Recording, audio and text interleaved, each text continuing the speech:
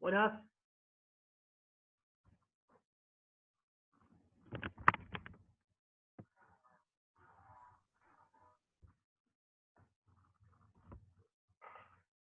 Vamos a esperar un poco porque no podía entrar con la otra. Tuve que cambiar al último momento.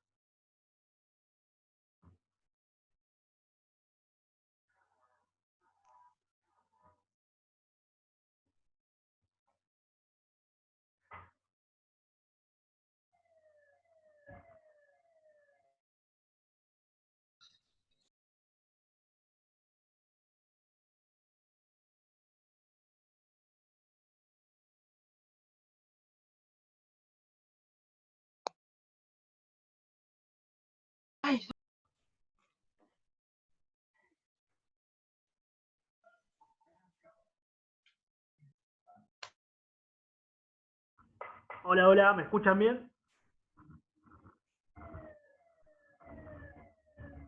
¿Sí?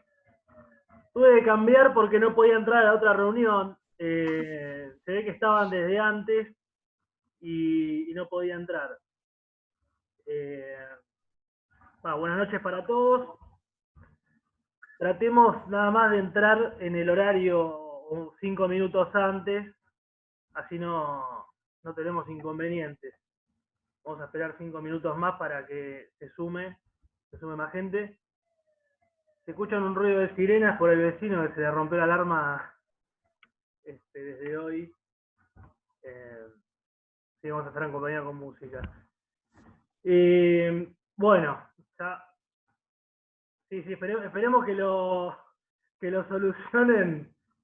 Ah, se pusieron. Claro, lo que pasa es que a la media hora, creo que dura media hora, 45 minutos la reunión, digamos, y sé que estaba a punto de cortarse, entonces no me dejaba entrar.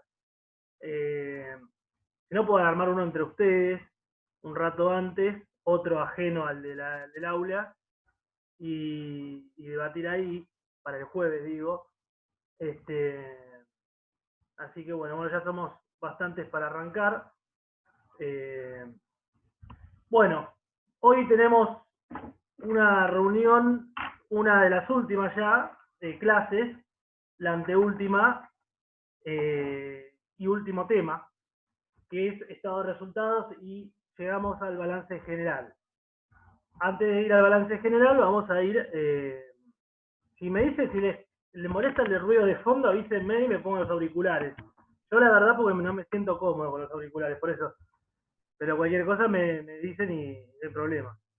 Bien, la idea de hoy es arrancar brevemente, porque no sé si llegaron a ver en el aula virtual, les publiqué hace un rato igual, les subí un apuntecito de estado de resultados y balance general. Eso es como una cuestión teórica, digamos. Mucha teoría no hay de este tema, pero sí aspectos a tener en cuenta y conceptos básicos a saber para el armado. Ah, bueno, perfecto. Entonces, les decía que les va a servir la teoría, son 10 hojas con ejemplos también ahí, que un par de ejemplos vamos a ver ahora, para tener una cuestión conceptual de lo que es estado de resultados y balance general. Un poco igual lo tuvieron, me acuerdo al principio cuando en un apunte de la primera parte definía los estados contables. Ahí brevemente hablé un poco del estado de resultados y del balance y les comenté en aquel momento que más cerca del final de la cursada los íbamos a profundizar más. Bueno, llegó el momento de profundizarlos, eh, así que estamos acá por eso hoy. La idea de un estado de resultados, no sé si alguien alguna vez tuvo la suerte de ver uno o de realizar uno, es un estado financiero, un estado contable, uno de los 4 estados contables obligatorios a presentar, cuyo objetivo es mostrar el nivel operativo, mostrar la operatividad de la empresa a través de un resultado económico o un resultado neto, ¿no?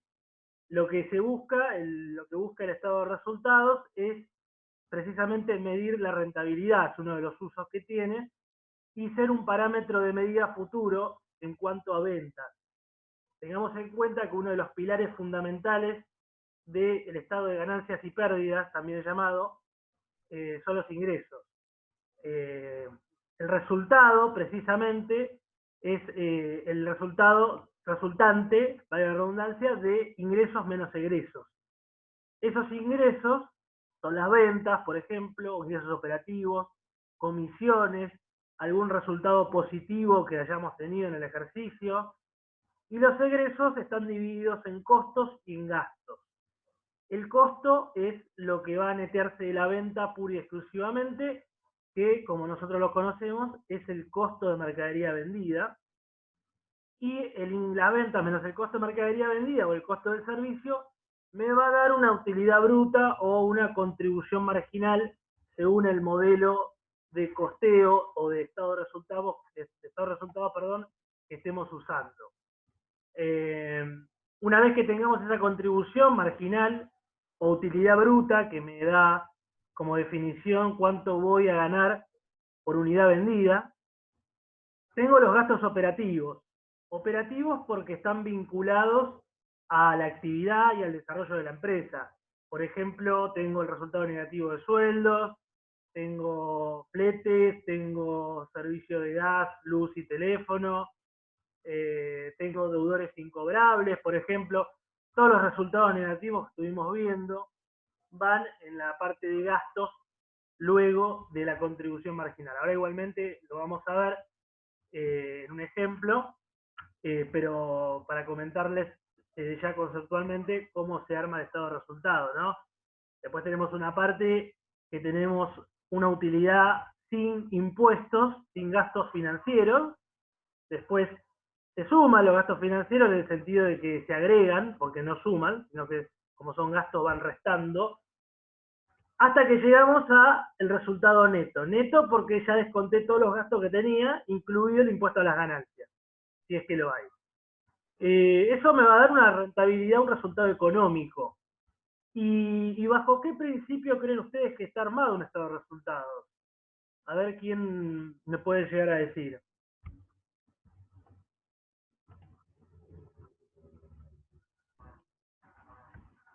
¿Nadie? Tenemos dos principios fundamentales en la contabilidad. Uno de ellos es el principio del percibido y el otro es el principio del devengado. Como les comenté anteriormente, casi todos los estados contables están confeccionados bajo el principio del devengado, es decir, cargar al ejercicio operaciones en cuanto a su generación y no en su cobro o en su pago. Significa en este caso que el estado de resultados va a estar regido por el principio del devengado. Sin embargo, el estado de flujo de efectivo, o también llamado estado de origen y aplicación de fondos, está consolidado y confeccionado por el principio del percibido, es decir, cuando cobré y cuando pagué. Vamos a compartir un poco parte de lo que tienen ustedes subido ahí en el aula virtual. La definición, bueno, un poco la dimos, es un estado financiero o contable cuyo objetivo es mostrar el nivel operativo de la empresa. ¿Qué debe contemplar un estado de resultados? Bueno, tiene que tener los resultados del periodo, ¿no? En primera instancia. Un estado de resultados hace a tener resultados positivos y negativos. ¿Qué tenemos acá? Ok, Carlos, mandame un mail después y hablamos. Ningún problema. Marta levantó la mano. Sí, Marta. ¿Nada o te escapó ahí? A ver. Ah, ok. Bueno, ¿qué debemos contemplar en nuestro resultado? Bueno, primero que tienen que incluir los resultados del ejercicio, tanto positivos como negativos, ¿no? Brindar información significativa con el periodo anterior. Recordemos que todos los estados contables son estados comparativos al ejercicio anterior, ¿no? Yo cierro un ejercicio, armo un estado contable, ya sea un balance, un estado de resultados o un estado de evolución, y tiene que ser comparativo al ejercicio anterior cerrado. Diferenciar las distintas clases de resultados. Bueno, acá un poco vuelvo sobre lo que es un resultado positivo y un resultado negativo. estar expresado en una única unidad de medida. Esto es lo que habla el criterio contable a utilizar, el modelo contable, ¿no? El tema de unificar la moneda en moneda homogénea. A lo sumo aplicado y un análisis, un ajuste por inflación, cómo se está aplicando hoy en día. Brindar datos por segmento, bueno, esta es un poco lo que comentaba, de tener una contribución marginal que lo que hace es netear ese resultado entre ventas menos costo de mercadería vendida. Después tenemos un resultado operativo, que es donde contempla precisamente los gastos de este tipo, sin gastos financieros, y luego tengo el resultado final ya con los gastos financieros, es decir, los impuestos a las ganancias que puedo llegar a tener. Esto implica lo de dividir o brindar datos por segmentos, ¿no? Tengo un segmento operativo, tengo un segmento financiero y tengo un segmento bruto o utilidad bruta, en donde es ventas menos costo de mercadería o costo de servicio. Ser únicos, estos resultados tiene que ser uno solo. No omitir información significativa, claramente porque estamos hablando de un índice que me va a permitir a mí tomar decisiones en cuanto a la rentabilidad de la empresa y a la situación económica en la que se encuentra, ¿no?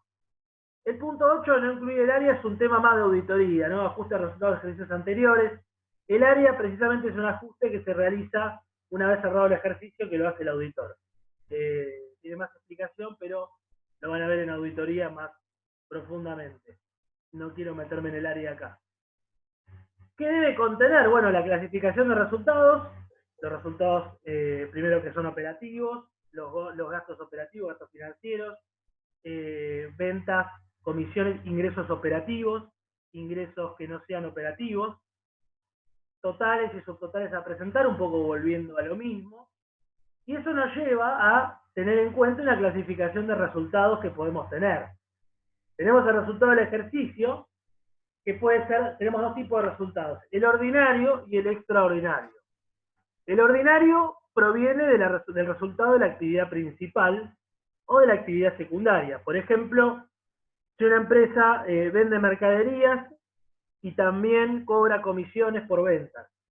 Entonces tenemos una actividad principal, que es la venta de tuercas, y el resultado de la actividad secundaria, que es alguna venta por consignación o algún tipo de venta mediante un cobro de comisión. Del resultado, perdón, de la actividad principal tenemos el resultado bruto de inversiones en entes, gastos operativos, resultados financieros. Los financieros son generados por activos o por pasivos.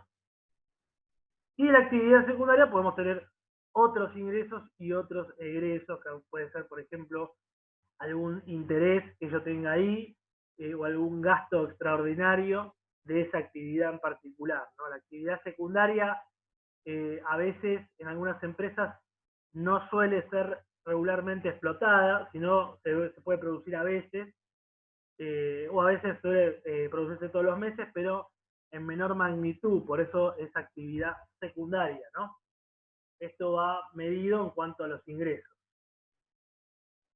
Ni idea, porque tengo el micrófono activado, pero ¿el resto me escucha? ¿Me escucha bien? Sí. ¿Sí? Ni idea, Tomás. Fíjate si ahí tenés algo por ahí desactivado. Bien. Bueno, seguimos. Tenemos entonces las principales cuentas que integran el estado de resultados, o que pueden llegar a integrar un estado de resultados tipo. Bueno, primero y lo más importante, las ventas, ¿no? El costo de ventas o el costo de mercadería vendida, que todos sabemos lo que es. La utilidad bruta, que acabo de decir que es el neteo entre ventas y costo de ventas. Es un indicador de cuánto se gana en términos brutos con el producto, es decir, me va a dar lo que me cuesta a mí producir una unidad o vender una unidad. Gastos de operación, todos gastos directamente vinculados al funcionamiento de la empresa. Bueno, lo que decía anteriormente, en cuanto a, por ejemplo, salarios, sueldos, agua, rentas, servicio de luz. todo lo que involucra el funcionamiento de la empresa, ¿no? Utilidad sobre el flujo es un indicador financiero que mide las ganancias o utilidad que obtiene una empresa sin tomar en cuenta los gastos financieros e impuestos. Esto es lo que decía, también llamado utilidad antes de impuesto a las ganancias, o resultado antes de impuesto a las ganancias. Depreciaciones y amortizaciones. Estos son desgastes que generan gastos a la empresa. Creo que en algún momento definí lo que era amortización, como es un tema vinculado a bienes de uso, que lo van a ver en contabilidad, precisamente esto lleva a dar amortizaciones y bienes de uso, casi 2 clases o 3. Acá simplemente lo voy a mencionar y dar la definición, un poco lo que dice acá. Son importes que de manera anual se aplican para disminuir el valor contable de los bienes tangibles, es decir, bienes de uso, o también llamado activos fijos. Por ejemplo, el equipo de transporte de una empresa. La amortización es el desgaste que va teniendo el bien a lo largo de que pasa el tiempo, ¿no? Por ejemplo, ok, Carlos, no hay problema. El desgaste que genera, digamos, yo tengo un auto y lo compro y 0 kilómetros, y ese auto el año que viene va a tener otro valor. Contablemente, los autos tienen una vida útil de 5 años. Hay una vida útil de los bienes. En cuanto a maquinarias, por ejemplo, son 10 años. Estos años son la vida útil que estima la contabilidad que puede durar un bien. Por ejemplo, un auto, que es el que menos tiene vida útil, son 5 años. Entonces yo digo, un auto que me costó 100.000 pesos hoy, el año que viene va a tener un año de desgaste. Por lo tanto, va a costar menos. Porque el valor de bienes de uso que yo expongo en el balance es el valor de origen, lo que me costó al comprarlo, menos la amortización acumulada que tenga hasta el momento en el que yo cierre el balance. En este caso, si tengo un año amortizado, es lo que me costó menos la amortización acumulada, en este caso del balance. En el caso de estado de resultados, lo que se toma es la amortización de ese ejercicio, no la acumulada. Si yo tengo un auto 3 años, en el balance va la amortización acumulada de los 3 años, restando al valor de origen. Sin embargo, en el estado de resultados, es la amortización de ese ejercicio, que es la que se asume como un gasto. Esto en cuanto a las depreciaciones y o amortizaciones. Utilidad de la operación, bueno, indica la ganancia o pérdida de la empresa en función a las actividades productivas que pueda llegar a tener. Gastos financieros, pueden ser intereses que hayan tenido. La utilidad de impuestos, esto si tengo impuesto a las ganancias o no. Después viene el impuesto a las ganancias, por ejemplo acá contribuciones sobre las utilidades. Esto es, en otras palabras, impuesto a las ganancias. El único impuesto sobre la utilidad o sobre la ganancia precisamente es ese. Y finalmente tengo la utilidad neta, que es la ganancia o pérdida final que la empresa tiene, resultante de todas las operaciones y gastos que se descontó e impuestos. Tenemos acá un ejemplo, este es un ejemplo real, digamos, porque es de una empresa real, estado de resultados cerrado hace poco, 2019. Tengamos en cuenta lo siguiente. Si una empresa cierra ejercicio en diciembre, el balance se presenta 5 meses después. Se presenta ante el fisco, se hace la exposición de los estados contables. En esos 5 meses se arma el informe del auditor, se elaboran los estados contables, pero si un balance cierra en diciembre la fecha de cierre que tenga, los estados contables se presentan 5 meses después. Por ejemplo, los cierres de diciembre se están presentando en mayo. Este que cerró en agosto se presentó en enero, por ejemplo.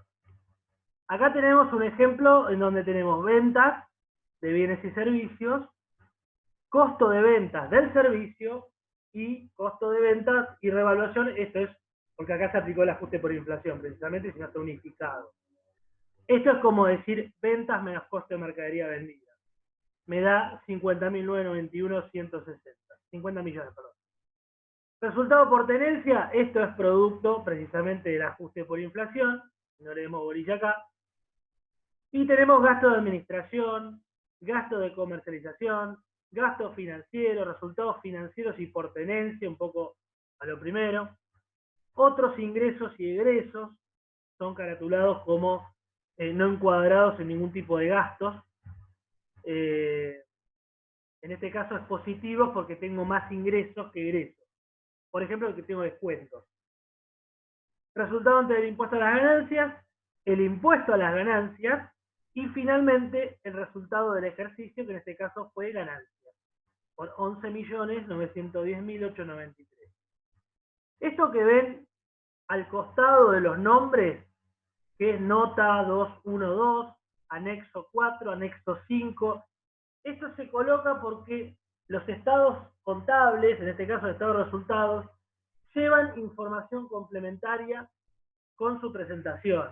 Tanto el balance como el estado de resultados, el estado de evolución, todos los estados contables tienen notas o información complementaria, lo cual se informa aparte, dentro de los estados contables, del armado, digamos, pero aparte de la exposición del estado de resultados, ¿no?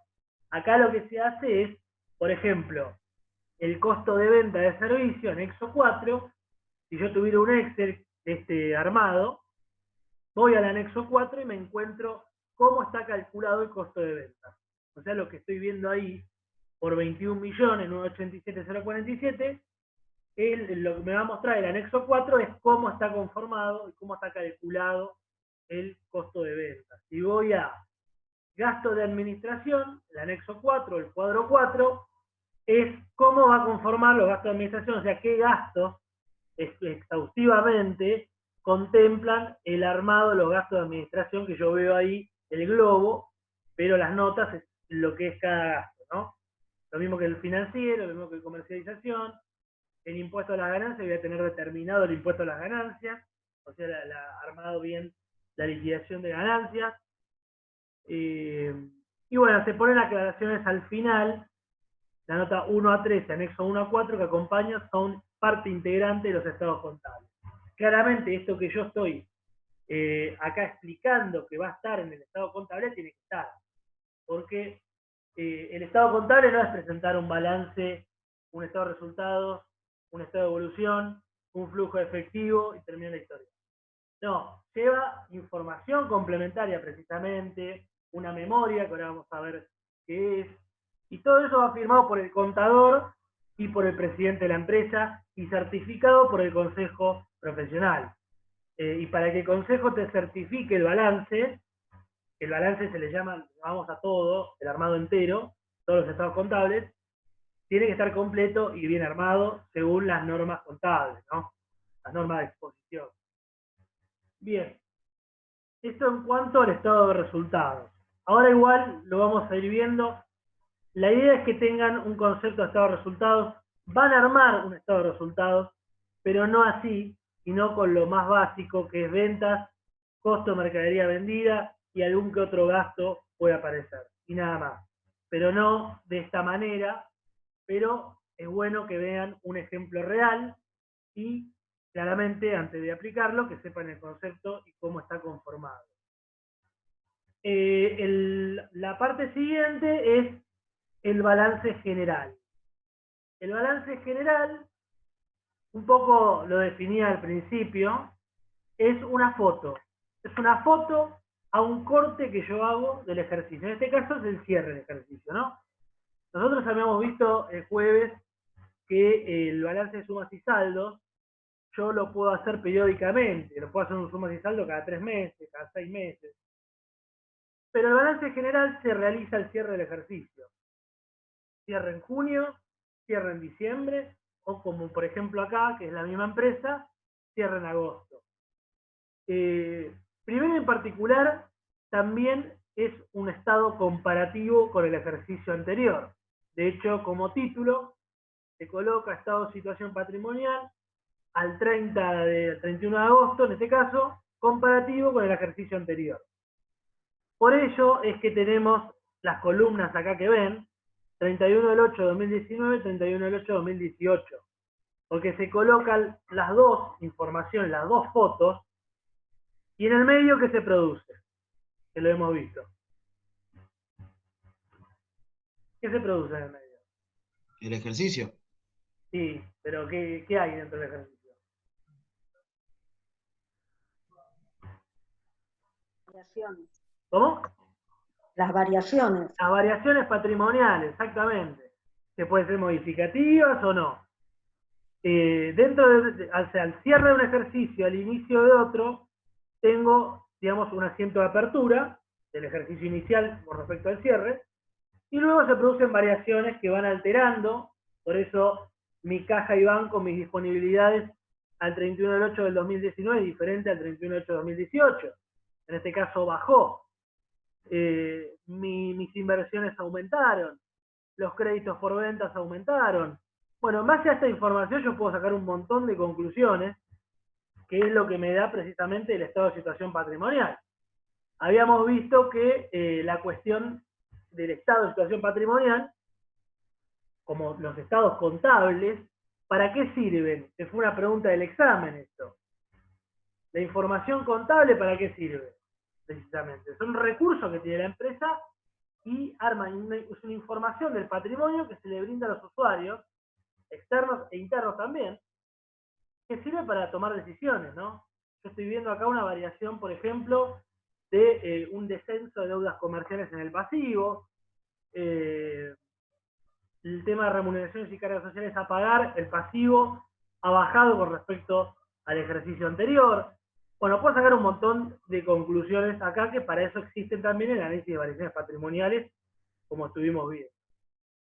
El orden del balance es el que ven en foto o en el ejemplo. No en vano es como que los trataba de introducir en la primera parte, cuando analizamos variaciones patrimoniales. Si ustedes se acuerdan, los Excel que veíamos tenían una fisonomía parecida a lo que es esto, precisamente para que vayan viendo el ordenamiento de las cuentas. O sea, las cuentas no se ordenan porque sí, digamos, como uno se les ocurra, sino que se ordenan por liquidez y primero, claramente, reconociendo si pertenece al activo, al pasivo o al patrimonio neto. En este caso, la cuenta más líquida, como hemos visto cuando hablamos de cuentas, es disponibilidades o caja y banco. Sigue inversiones, sigue créditos, bienes de cambio y otros créditos acá, puede haber más cuentas. Y estas cuentas conforman el activo corriente, que significa que van a ser líquidas durante el ejercicio. Las cuentas que no van a ser líquidas durante el ejercicio, pero eso no implica que no lo sean, están dentro del activo no corriente. Y el activo no corriente mayormente está contemplado por bienes de uso, porque, como ustedes saben, una máquina no la cambio todos los años, la tengo bastante tiempo, tiene su amortización de 10 años, y tengo también activos intangibles. Los activos intangibles son marcas, patentes que tengo, que también se amortizan, pero bueno, es cuestión, no quiero entrar en el tema de amortización de nuevo, pero conforman activos no corrientes, perdón, que son líquidos a más de un ejercicio. Como ustedes ven, al lado de cada cuenta, de cada rubro, ven las notas. Nota 2.1, nota 2.2, nota 2.3. Esta es la información complementaria que se va a visualizar en otra hoja, en donde se va a aclarar, por ejemplo, en caja y bancos, cuántos bancos hay, cuántos de ellos son cuenta corriente, cuántos de ellos son caja de ahorro, cuántos de ellos son plazos fijos, y voy a tener el total banco. En caja voy a tener qué caja es en efectivo, si es en moneda extranjera, en dólares, en euros, en yenes, y voy a tener el total de cajas. Y el total de caja y bancos es lo que vemos expuesto en el balance del activo corriente. Lo mismo ocurre con cada rubro del pasivo mismo también. Deudas comerciales, voy a tener todos mis proveedores, los préstamos, el detalle del préstamo bancario, si es un bancario o no, cargas fiscales, los impuestos que se adeudan, anticipo de clientes, cuáles son los clientes que me anticiparon. O sea, todo está explícito y explicado en un estado contable, pero no en el balance. En el balance yo veo la foto. La foto es, yo el 31 de agosto tuve esto, tanto en 2018 como en 2019. El último es 2019, por lo tanto me paro y digo, Yo el 31 de agosto de 2019 tuve 9.820.963 en caja y bancos, 11.643.682 en inversiones. Es una foto de lo que había en el patrimonio de la empresa al 31 de diciembre. Esto seguramente ya está ajustado, ya se hizo un sumas y saldos. Si hubo alguna que otra contingencia dentro del sumas y saldos, se ajustó y termina el estado contable, la presentación, con el armado de balance general. La estructura del pasivo es similar al activo, como ven, pasivo corriente, pasivo no corriente. Y después tenemos el patrimonio neto. El patrimonio neto, según estado respectivo, es el estado de evolución del patrimonio neto, quien me arroja estos 47.068.803 que vemos. No lo calculamos por diferencia. En los estados contables de presentación hay un estado obligatorio, que es el estado de evolución del patrimonio neto, que me arroja el saldo de mi patrimonio según capital, reservas, resultados que haya habido durante el ejercicio, distribuciones. Me arroja un saldo definitivo al 31 del 8, en este caso, de mi patrimonio neto. Y el pasivo más el patrimonio neto, total de todo el pasivo, corriente y no corriente, más el patrimonio neto, me tiene que dar igual al total del activo, corriente y no corriente. ¿A qué se les hace familiar esto? De que el activo es igual al pasivo más el patrimonio neto.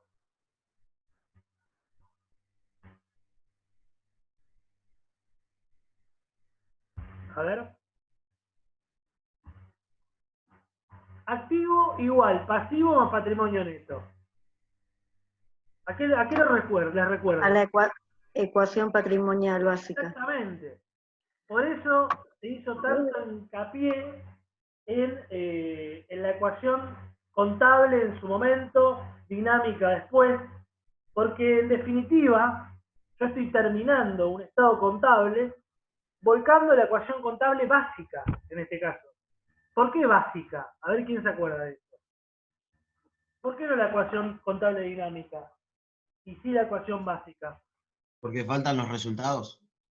No. Sí, no. A ver otra, o alguna, un poco más de explicación ahí.